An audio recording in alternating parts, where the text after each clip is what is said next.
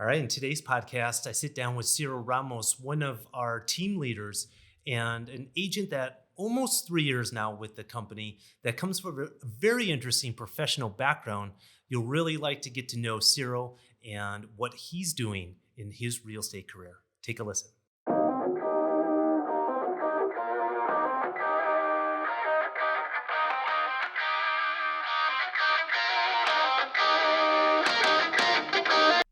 Ciro, how long have you been with us now? I've been with you over 2 years and a half, close to 3 next year. What month was it that you started? February. And for those that don't know, where did you come from? Well, I'm originally from Mexico City, but I've been living here in Cabo San Lucas since 2005. So I'm basically Chollero now. Chollero, and you're married and you have now 2 kids. 2 kids, yeah. How old are your kids? 5 and 2 months. 2 months. How's the 2-month-old? He's different than the girl, but it's different scenarios. Yeah. Are you sleeping? No. No. Well, that's the thing. It's like when you have a 5-year-old or a 4-year-old, and you're expecting the next one to come on. I think it's like, even at 4 years old, they wake up in the middle of the night, have to be with them. And you're going to have, like, I just remember the first 8 to 10 years of our kids, it's like, you don't sleep well. Yeah, I know. Well, you know what? We actually accomplished that. Julieta, my daughter, she was staying at her room the whole night. That's But now this guy, he wakes up every 4 hours. So we're shifting, like, now it's your turn. Now it's my turn. Yeah. So, but it's, you know what? When you have your second kid, you already know what to do. Mm-hmm. Mm-hmm. With the first one, you're like, what I should do. But with this one, it's like, yeah, just let him sleep. Just he'll eat, he'll poop, all that stuff. Well, you started in the business 2.5 years ago, almost 3 years now. And you actually had professionally a very different professional career than a lot of our real estate agents. Yeah, I'm actually an accountant. I studied here in Baja California Sur, and I practiced for over 8 years as an accountant. And after, I think the biggest decision was when I got my baby, my first baby, Julieta, that I decided, you know what, I need something to spend more time with them. Being an accountant, you have to be in the office sometimes the whole night. So that kind of shifted my mind towards sales. I've always been a salesman. That's something that I've been since I was a kid. And when I decided to get into the sales, my first sales experience was in timeshare. Mm-hmm. So I started up in timeshare. I did pretty good. I liked it a lot. I learned a lot of techniques, a lot of how to deal with people and everything. And then when the pandemic hit, I was doing pretty good. But then we came back and the whole situation was different, using the mask, not touching people, not being around people. So the dynamic for the sales was really different. And we were at a Thanksgiving party, and I met Greg for a lot of years. Yeah. So I asked him, what are you doing now? And he's like, I'm doing real estate. I'm like, okay, so how is everything doing? And he explained me everything, and it actually caught my eye. Yeah. And I remember that when I was talking to him, this is back in 2021, end of 2021. Mm-hmm. No, 2020. 2020, yeah. End of 2020, and he told me... It was Thanksgiving or Christmas. I remember... It was Thanksgiving. Yeah, because I remember him coming back from that week, telling me that he had a conversation with this guy, somehow related family-wise or something, or one of his best friends, right? And being family of your wife's family? Yeah. Right? Art, right. Yeah. And so saying that you would be a fantastic candidate for a sales agent. So I remember that. And I remember interviewing you. And I'll never forget what you told me. I think it was when you already started with us. Just a little bit. Do you remember what you said? That I was going to be your best agent. Right. Yes. No, you know what? I've been trying to do so. I think I've been doing pretty good. And I remember when I was talk with Greg that he told me that developments are going to be the new thing in 2 years, and literally is what is happening, you know. And I think that when I started with the company, I focus in developments all the time, and that's been my main focus on real estate. I do all types of real estate transactions, but on the development side, I realized that it's coming, what it's growing, and it's doing pretty good. It also transitions well from doing resort sales, timeshare, right? And then going into developments, because a lot of times you're not able to show the full finished product. And so you have to be able to explain and to paint a picture for the client. Yeah, and it's really important. And I remember when I was in timeshare, you have to be really creative. You have to create the story for people to know and imagine themselves in the new development. Because I've worked in developments where it's nothing.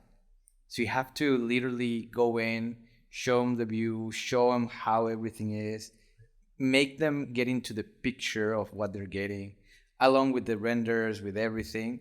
And I think that the people that decided on getting in pre-construction early, I think is the people that got the most appreciation of all. No, in the last few years, 100%. And I think if you're buying in the right area, the right time, and the right product with the right time and the right place, then you're in real estate, you're always going to make money. No, I agree. And you know what that we always say is, you don't want to be in the place where it should have, could have, would have, right. You know? Because everybody thinks about buying in Cabo 10 years ago, 20 years ago. We're living in that era right now. I should have invested in at this time. Yeah, people in the States, especially a lot of our clients coming from California. I remember being a kid growing up in the 80s, and we had a family living in San Francisco. And as you can imagine, back in the 80s, people were saying, wow, real estate prices in San Francisco are so expensive, and no one can afford real estate. Well, people do afford it, and people do pay it. And people were saying back then, there's no way prices are going to go up. And sure enough, they went up. And San Francisco is one of the most expensive real estate areas in the whole world. It's incredible. And I think that Cabo San Lucas, Los Cabos, Baja California Sur is one of those areas in all of Mexico that behaves the same way.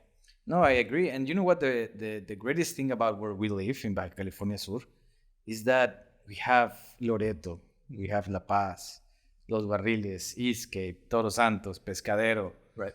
All of those places are growing and growing, and there's so many opportunities. And I think one of the best things about where we live is that we still have a lot of virgin beaches. Yeah. You can literally get your Jeep and go to any beach, and it's beautiful and it's safe. I mean, that's the best thing about it. What is it that you have found in the almost 3 years selling real estate that is surprising to you, that you didn't expect? That I should have gotten in earlier. Really? I think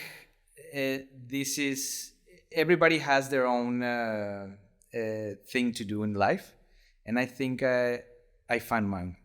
I like the way the whole structure of real estate is. I like talking to people. I like to make business. I think this is what I want to do for the rest. I mean, I want to become a developer, right, and all that stuff, but still real estate related. Yeah. I honestly never thought that I was going to like it so much. I'm the same way. Did you know that my first major was accounting at university? It was my freshman year, and I didn't have to, as a freshman, make a decision what my major. I could make a decision 2 years, like before my junior year at university. but I decided, okay, I'm going to be an accountant.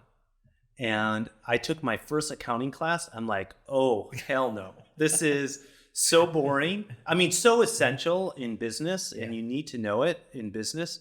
But I couldn't imagine doing no, debits, credits, no, accounts receivables, accounts payables, all of that, balance sheets, income statements. I'm glad I took the classes. I took 5 or 6 accounting courses, but I didn't major. I majored in real estate. Really? No, and for me it was the opposite.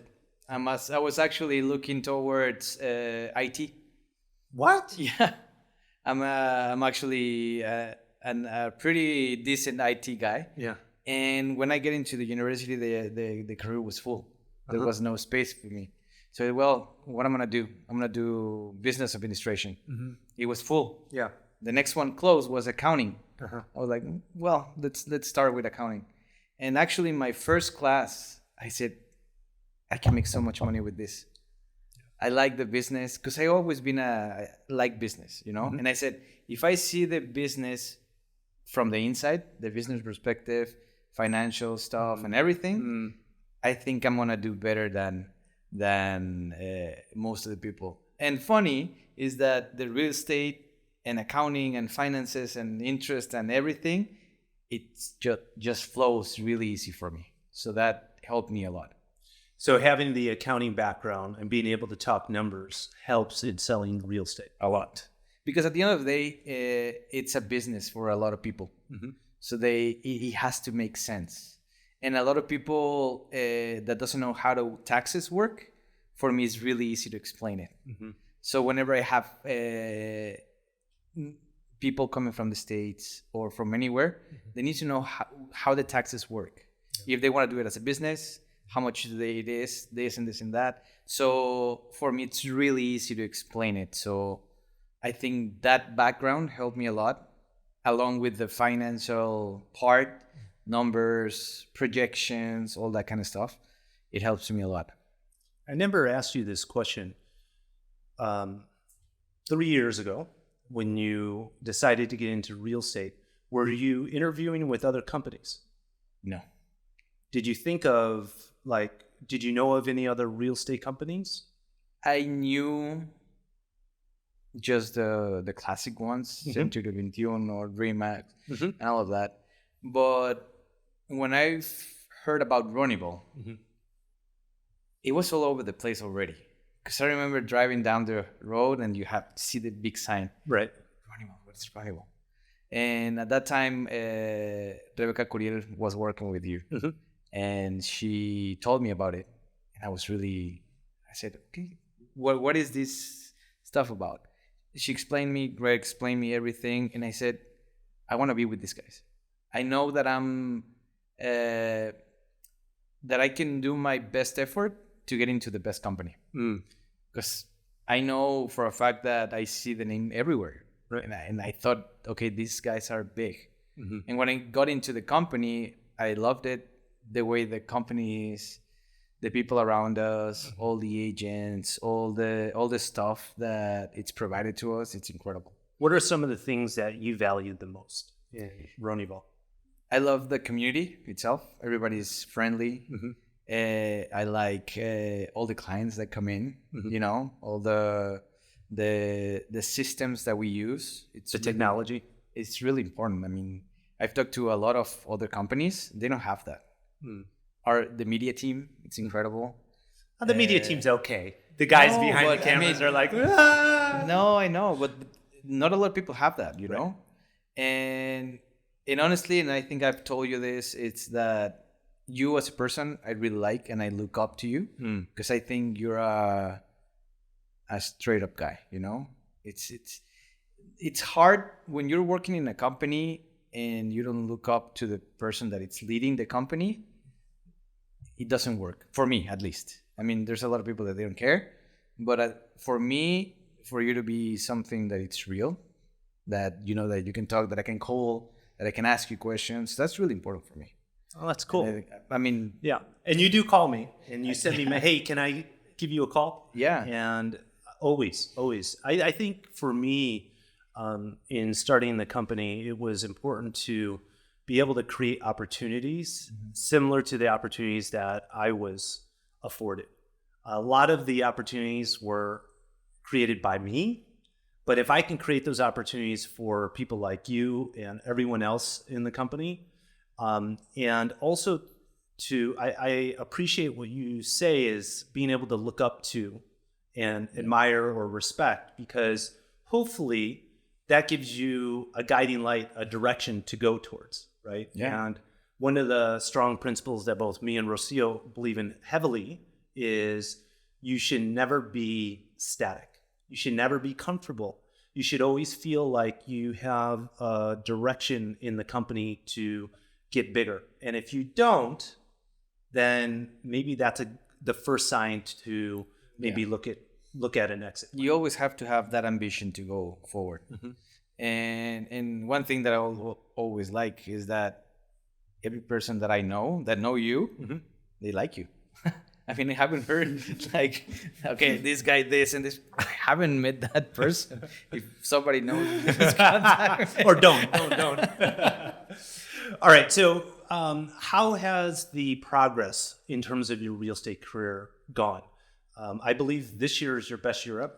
Yeah, I mean, yeah, it's been really good. Now, to give everyone context, this is in the last 3 years. This, for most agents, is the most difficult year in the past 3 years, because we are suffering a slowdown in the market. There's less sales, and we have less properties to sell that are finished product, and we have more agents competing for the sales. Yeah, but this is your best year yet. Yes, I think it has been. I mean, October last year, that's when I started again into the sales, when I stepped down from the management part, and I was given the opportunity to work with a development, and I think the first month we closed about 10, 11 units the first month, and then it continued the whole year up until now. And you're getting sales in the summer. The last third quarter of this year, 2023, has been the slowest quarter in the past 36 or 9 quarters. Yeah.